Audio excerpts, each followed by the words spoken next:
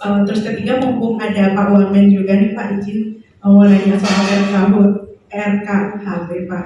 Itu kan RKUHP. Itu kan ada keberatan dari koalisi masyarakat sipil anti korupsi ya Pak, terkait sejumlah pasal yang dianggap akan mengganggu kinerja KPK begitu. Nah ini nanti seperti apa Pak, mengingat dimnya itu yang 1676 sudah selesai dibahas, nanti di masa sidang selanjutnya prosesnya seperti apa sih Pak? Dan kemudian dari KPK sendiri ada ungkapan mereka tidak diundang gitu dalam proses rapat-rapat penyusunan tim, apakah sudah diundang tapi tidak datang atau bagaimana Pak kalau dari Kemenko? Terima kasih. Dan Pak Sekjen. Ya, terima kasih. Ada dua hal yang ingin saya sampaikan. Pertama, selama belum ada persetujuan tingkat pertama, itu masih terbuka untuk pembahasan. Dan meskipun itu sudah selesai dibahas 130, saya tidak mengatakan 1676, betul jumlahnya 1676. Tapi kan DIN yang bersifat tetap, reposisi dan redaksional itu sekitar 1500-an. Jadi yang dibahas sebetulnya hanya 130 DIN. Ini yang saya kira harus diluruskan. Jadi 130 DIN yang dibahas.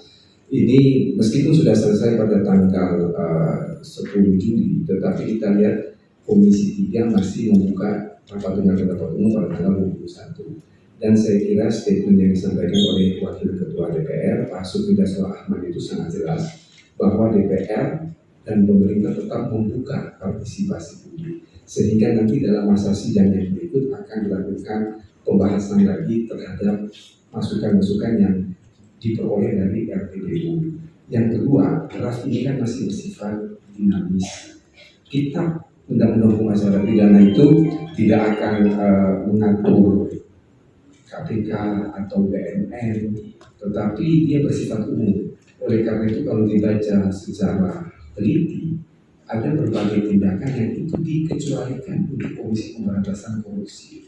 Termasuk misalnya koordinator pengawasan penyidikan yang dilakukan oleh Polri itu tidak berlaku untuk penyidik di Kejaksaan, penyidik di Komisi Pemberantasan Korupsi maupun penyidik di TNI. Demikian juga untuk koordinator pengawasan penyelidikan.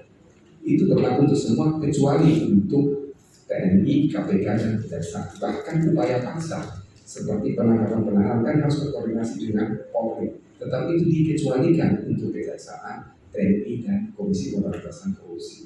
Jadi sebetulnya tidak perlu dikhawatirkan, tidak akan pernah menghambat pemberantasan korupsi. Saya kira situasi seperti ini sama persis ketika kita menyusun KUHP dulu, ada kekhawatiran dari KPK bahwa masuknya korupsi di dalam pasal 603 dan 604 KUHP akan mengganggu pemberantasan tindak pidana korupsi. Kenyataannya kan tidak, bahwa itu masih berjalan dan bahkan lebih progresif. Jadi tidak perlu dikhawatirkan, dan saya yakin bahwa DPR akan membuka kembali untuk mendengarkan aspirasi publik. Ini terbukti dengan ada 2 RPP pada tanggal 21 dan 22 Juli. Terima kasih Pak.